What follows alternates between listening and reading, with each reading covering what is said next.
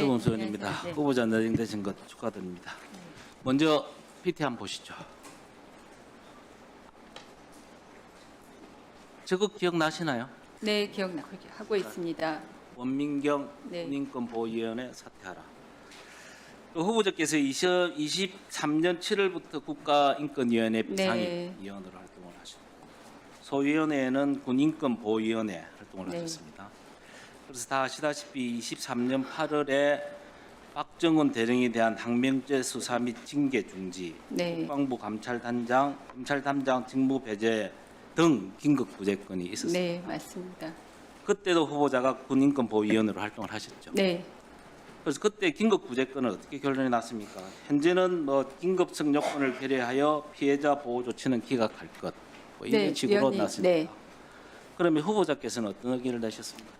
위원님 그 배경 설명을 쭉 드리겠습니다. 아니, 간단하게 간단하게 제가 예. 나왔던 것처럼 제가 그 당시에 그 직전에 국방부에서 박정훈 대령에 대한 가벼운 상대적으로 가벼운 견책 처분을 내렸다고는 예, 하면서 박정훈 대령의 대리인께서 자, 시간이 없으니까 죄송합니다. 우리 후보자님. 감사히 말씀하셔서 예. 제가 그 긴급 구제 결정에는 동의하였으나 그 이후에 벌어진 상황이 예, 그래서 제가 말씀을 막중합니다. 드릴게요. 네. 그래서 그때 기각이 만장일치로 되었습니다. 네. 만장일치 기각 결정이 나왔습니다. 맞습니다. 그러면 몇 분이 계셨습니까? 그때 김용원 군인권 김용원 보호관이 소위원회 위원장이셨고 그다음에 한석훈 위원과 저 외우. 3명의 위원이 그 있었습니다. 사람이 다 우리 후보자께서도 기각 의견을 내셨죠. 그거는 맞습니까? 맞습니다. 긴급성 요건에 대한 부분 맞습니다.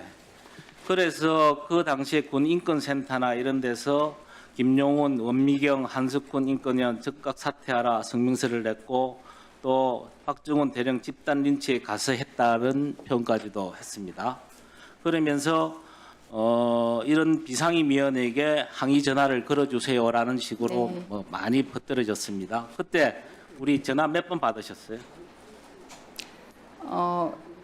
전화를 저는 받지 못했지만 전원위원회 때 저희 자, 그렇습니다. 쪽 분들 나왔습니다. 자, 그때는 네. 긴급 구제건에 대해서는 기각을 하셨고요. 그다음에 또 비슷한 건이죠. 2024년 1월에 고 최상병 제3자 진정 사건, 수사 관계자에 대한 부당한 수사 및 징계, 인권 침해 여부를 다룰 때 이때는 우리 후보자께서는 어떤 의견을 내셨습니까? 위원님 긴급구제 관련해서 다시 말씀드리면 긴급구제에 대해서 긴급성 요건 결여로 기각한 이후에 제가 물어보는 네, 건 좀 대답. 진정권에 대해서 인용 의견을 냈습니다. 인용 의견을 냈지만 결국은 네. 결정문이 작성이 안 돼서 공식적으로는 기권으로 돼 있죠. 아닙니다. 인용 의견서를 제출했고 제가 냈던 인용 의견이 결정문에 첨부되어서 나중에 군인권센터를 제가 통해서 어제 받은 확보된 것으로 알고 있습니다. 아니죠. 다시 확인하고요. 지금 김용원 군인권 보호관은 긴급구제에 대한 기각건으로 지금 특검의 수사를 특검을 받고 출금 알고 있습니다. 알고 구제까지 있는데 되고 있습니다. 후보자 제가 조금 어제 받은 듣고 자료에 의하면 네, 공식적으로는 기권으로 되어 있습니다. 저 기권이 되든지 인용이 되든지 간에 좋습니다. 그거는 제가 뭐 네, 거론을 할 건 아니고요. 그런데 지금 긴급구제건에 대해서는 기각을 하셨고, 네, 그죠? 이 건에 대해서는 인용을 하셨다 칩시다. 네, 왜 이 입장이 바뀌었느냐?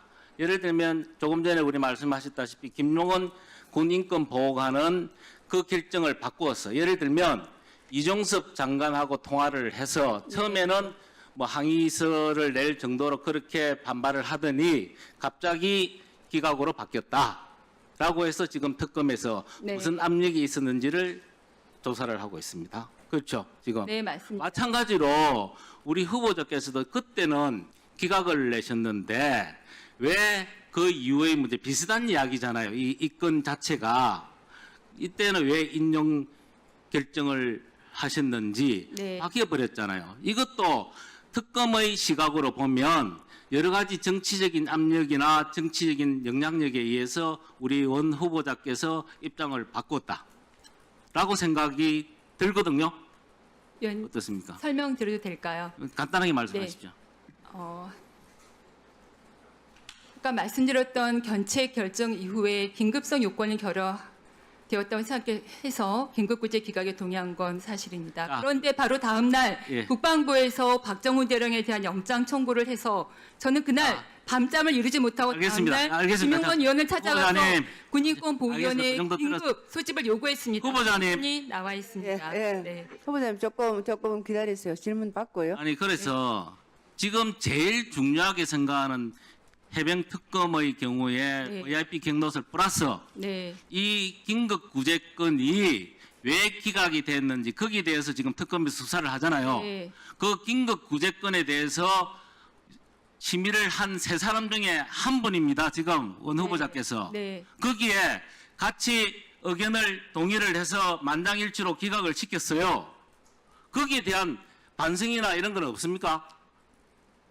위원님, 저는 그때 형식적으로 네. 외견상으로 보면 분명히 긴급 조치권에 대해서 긴급 구제권에 대해서 우리 위원님도 그 기각한 부분에 대해서는 책임을 지셔야 된다.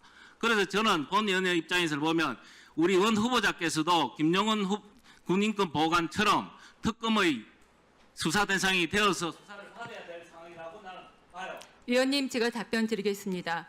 저는 당시 군인권 인권위원이 된 지 한 달째였고 군인권 보호관이 그렇게 입장을 돌변할지 몰랐고 더더군다나 이종섭 장관과 전화통화를 한 사실을 몇 달 뒤에 알았습니다. 저는 군인권 보호위원회 내내 군인권 보호를 위한 활동을 펼쳐왔습니다. 예. 예. 그 당시에 후보자께서는 다른 거 차치하고 외부적인 환경 관계없이 거기에 대해서 기각을 결정하셨잖아요. 긴급성 요건에 대한 결여 때문이었습니다, 그렇지만 위원님. 거기에 대해서 그러면 아무리 그렇지만 그 전에 징계를 했다 하더라도 위원님. 우리 어느 후보자께서는 거기에 기각 결정에 동참을 하면 안 됐죠. 위원님, 제가 9월 내내 위원님 예. 정말 그 부분은 제가 박정훈 대령님과 유족들께 너무나 죄송하게 생각하는 예. 부분입니다. 후보자님. 9월 추석 연휴 내내 인권위원회 나가서 예. 수사 기록을 후보자님. 보면서 눈물을 흘리면서 그 기록을 보았습니다. 예, 그 후보자님 사건은 그거는- 절대 기각되어서는 안 되는 사건입니다. 예, 후보자님 그 부분은 다음에 또 설명을 하시고요. 서범수 의원님 요지는 이해는 하셨죠? 네, 이해합니다. 예. 위원님 예. 고견 감사드립니다. 예, 예.